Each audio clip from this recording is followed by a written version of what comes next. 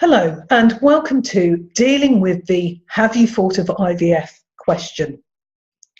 My name is Nikki Fletcher. And I'm Andrew Fletcher. And we are the founders of the Childless Not by Choice magazine. And the We Are Worthy Summit. Now, I imagine that all of you at one time or another have experienced some insensitive comments about your childless situation or the fact that you are having trouble conceiving. And on this particular occasion, we are concentrating on that IVF question. So what are the typical scenarios then? When might you be confronted by this particular question? Questions by, obviously, your immediate family and friends. You could be at a social gathering. Birthdays, christenings, weddings, you name it. You may actually be asked it by random strangers.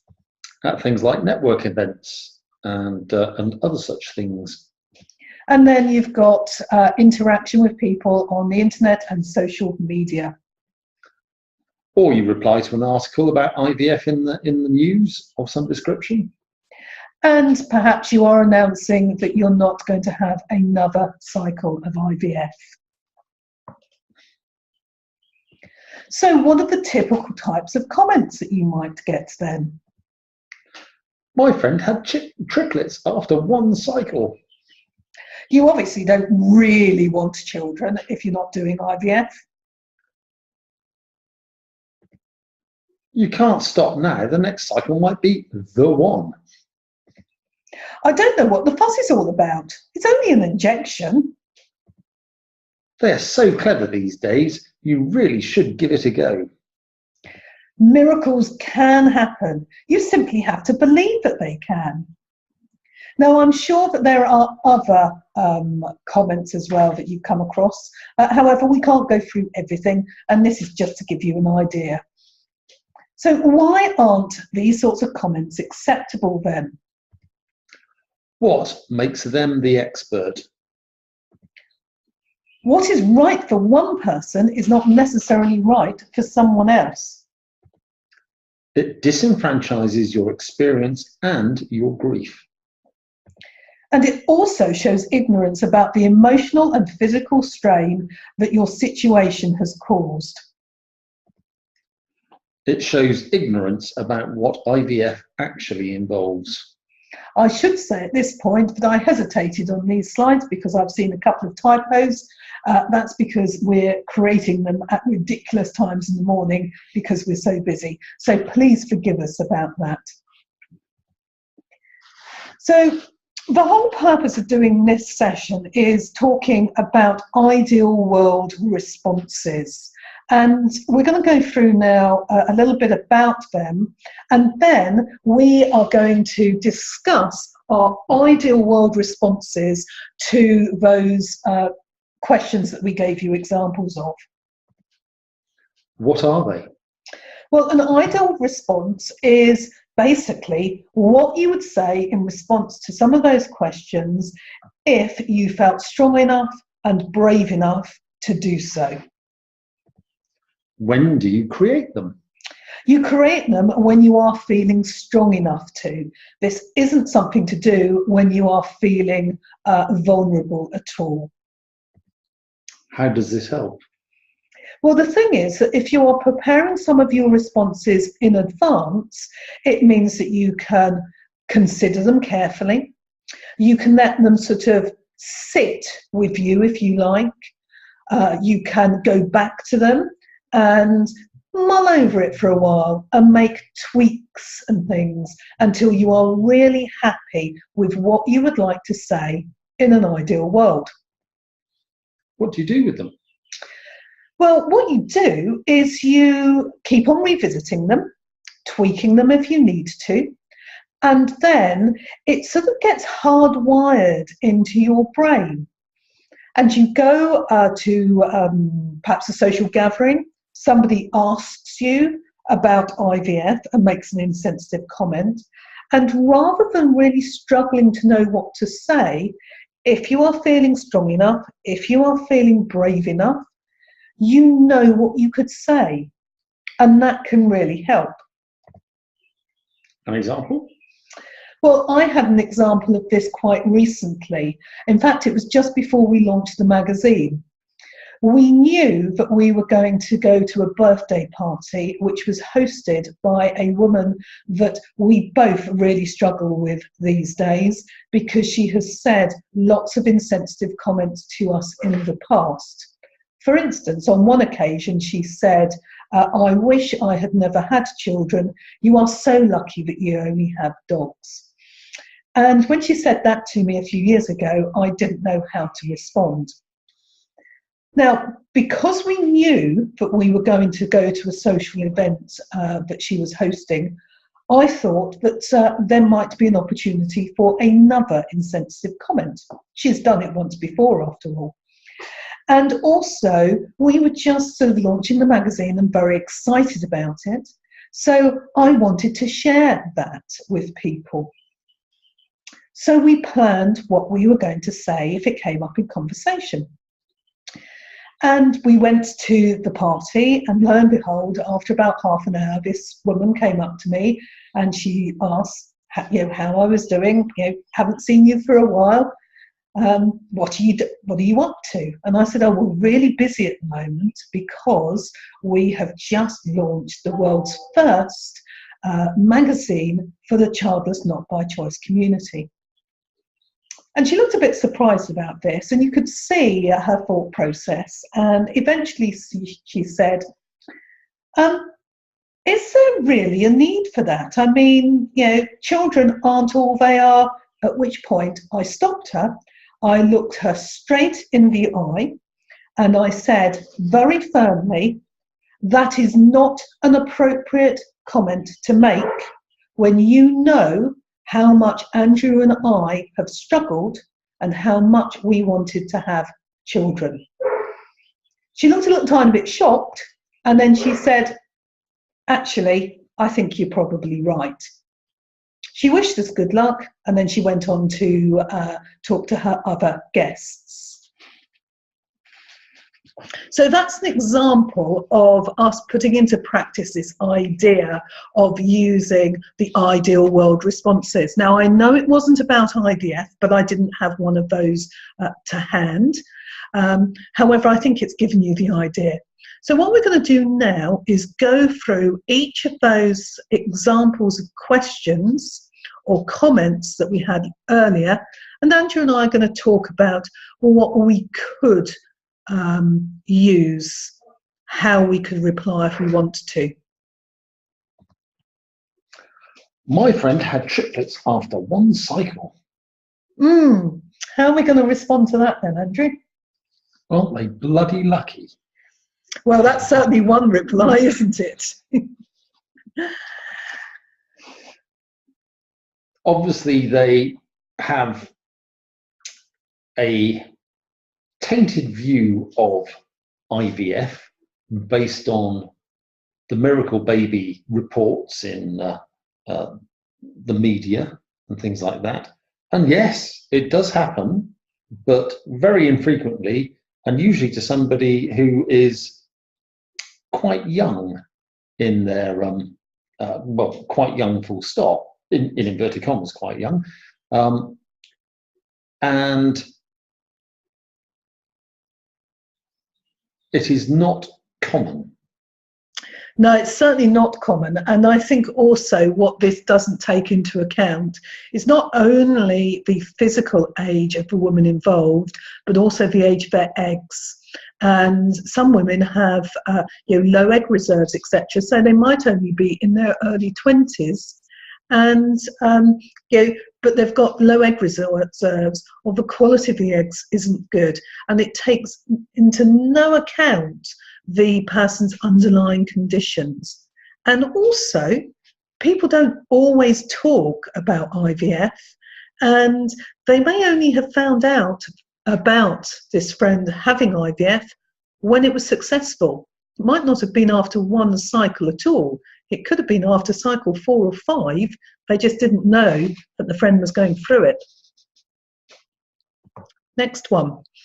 You obviously didn't really want children if you're not doing IVF.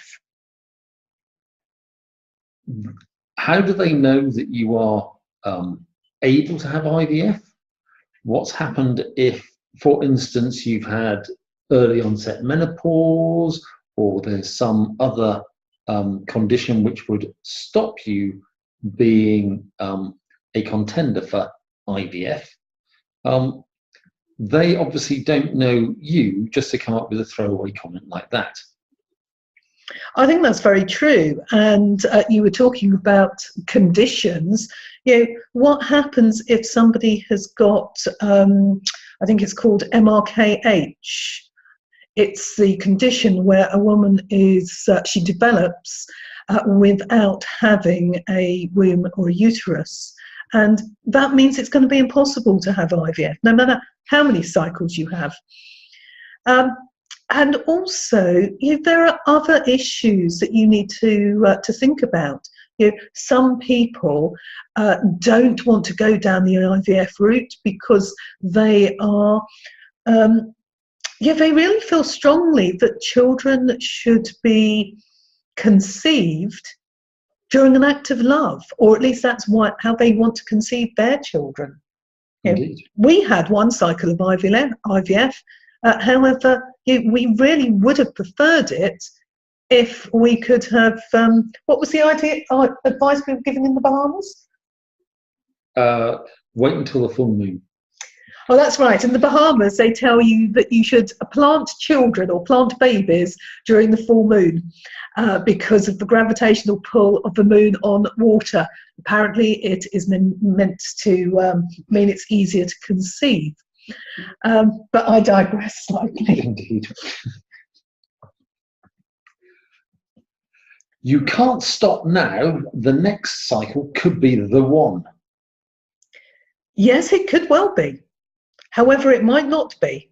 And if you keep on having the next cycle simply because it could be the one, when do you stop?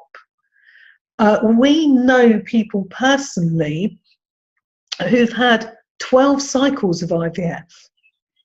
With no success. With no success. And in fact, they already had one child. And yet they went through 12 cycles of IVF to deal with secondary infertility. I think probably if I was that child, I would feel really upset that I wasn't enough. However, again, that's another discussion slightly. And equally, if they say you can't stop now, they don't know what stage you are with your finances, because if you're very lucky, you might get 1 or 2 free cycles, depending on where you are in the world. In a lot of places, you pay. So it depends also on how your savings are doing, or how your bank account isn't. And for them to say you can't stop now, well, that's very kind of you. We haven't won the lottery, but obviously you've got the money that you can pay for us to have the next cycle. Then that's inordinately kind of you. And the other thing is, it doesn't take into any account, again, medical conditions. Andrew and I had one cycle of IVF, and we were advised that if we were going to do another cycle, that we would need to use donor eggs because of my age and the quality of my personal eggs. And that just wasn't a viable option. And the reason why we were told that it had to be donor eggs was that even though it was my first cycle, I was already on the highest levels of medication because of the aggressive nature of my endometriosis. So it doesn't take into consideration things like that. And also it doesn't take into any account the emotional strain and physical strain it causes. But more of that later. I don't know what all the fuss is about. It's only an injection. If only. It is a number of years ago that we had our cycle of IVF, and by a number of years I'm talking about 9 now, I think. Nearly 10. Nearly 10. No, nine. 9 years. Nine. Yeah, actually about 9 years this time of year, because it was sort of April, May time that we had it. However, I can remember that it was far more than one injection. The injections were really rather painful. I'd got a very sort of sensitive stomach because of all of the scar tissue, etc., from my surgeries that I had had. I felt incredibly ill whilst having the injections, because one of the problems that I have is very low hormone levels, so I wasn't ovulating, which was one of the reasons why we were having trouble conceiving. And I know it wasn't for the IVF, but my levels when we used Clomid, prior to using Clomid, my levels were at about 2 or 3 eulograms, I think they're measured in. And after taking my first course of Clomid, my levels had escalated to 30, which means it was 10 times greater than I had been used to in the matter of, I think it was about 6 or 7 days this took. Now, imagine that was cups of coffee, and you normally sort of get a bit of a buzz from coffee at, let's say, about your 3rd cup of coffee. Imagine how it would be if you were having 30 cups of coffee a day. And that is an example that I do plan to give if anybody had asked me that question, because I think that is something that people could actually really understand and appreciate, that it isn't just one injection, it is a lot more than that.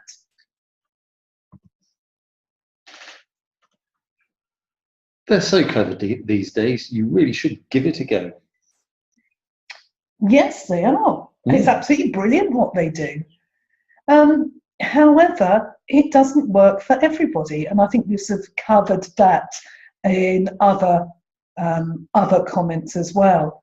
And there are continual new advances, new techniques. You know, what's available today wasn't available 10 years ago for us. So who knows what could have happened if we were trying to conceive now and had our IVF cycle now. But it didn't. You know, it was back then, 10 years ago. And equally, the success rates for IVF still aren't brilliant unless you're in your early 20s. They do certainly drop off very quickly. Now, unfortunately, we haven't had the time to go and get some of those stats, but this is probably one of the times when you could do with looking at the stats for your age when you're doing your ideal response, and get those stats to hand so that you can learn what they are, so that you can use them in a situation like this. Yes, they are clever. However, the stats are still, unfortunately, stacked against us. Miracles can happen. You just have to believe they can. Yes. Well, they do happen. I almost feel like breaking into song with I Believe in Miracles. However, I won't, because I'm not a brilliant singer and I've got a little tickle in my cough as well. However, you know, people talk about miracle babies, and guess what? They're called miracle babies because they are miracles. It doesn't always happen. And thinking that you will get a miracle baby, or people thinking that you will get a miracle baby, is showing that they don't really understand the success rates and the failure rates of IVF. So those are some of the examples that we've gone through, and I hope it gives you an idea of the sorts of answers that you could give. You know, ours weren't particularly well planned out. However, hopefully it's inspired you to have a go at doing this. And just before we leave, we want to remind you of a couple of things. The first one is that your primeval brain is your friend. Yes, the primeval brain is the bit that tells you whether you're going to fight, flight, or freeze. So when you get approached by somebody and you wonder whether they're going to hit you, at which point you decide whether you're going to hit them back, whether you're going to run away, or whether you're just going to stand there and go, oh, don't know what to do. The problem with the primeval brain, the technical term for it is the amygdala, is that it was developed a very, very, very, very, very long time ago. It was the first part of our brains which actually started to develop. And as Andrew said, it was the part of the brain which helped you decide whether or not to stand up and fight the lion or run a mile. Or freeze so that it didn't see you. Or freeze so it didn't see you. Unfortunately, the brain, the development of the brain hasn't caught up with developments in our lives these days. So we don't actually have, fortunately, that many times when the amygdala really needs to kick in. There are going to be some circumstances when it does. However, the brain can't distinguish between those times when it really does need to help you or when it's being overprotective. And sometimes when we are confronted with these insensitive comments, our primeval brain kicks in and tries to protect us by either making us freeze so we don't say anything or run away, when in fact it's being a little bit overprotective. And as you start thinking about these ideal world responses, you need to be aware of the fact that your primeval brain may start to be overprotective and you can actually deal with a comment. And then you can question it. However, don't always question it, because sometimes your primeval brain is actually saying, do you know what? I know that you're not quite strong enough to deal with this. Anything more to add on that? No, that was good. So finally. Not every... well, pick your battles carefully for starters. And the reason why I have put battles in inverted commas is because I couldn't think of a better way to describe it. I don't think these are battles. It shouldn't be a war. However, you know what I mean. Not every situation is an educational opportunity. Not everyone will listen. And unfortunately, not everyone wants to listen. No. So occasionally you will need to walk away and protect yourself because perhaps the conversation has taken a bit of a nasty turn. That's the end of this particular session when we've been talking about how to deal with the "Have you tried IVF?" question.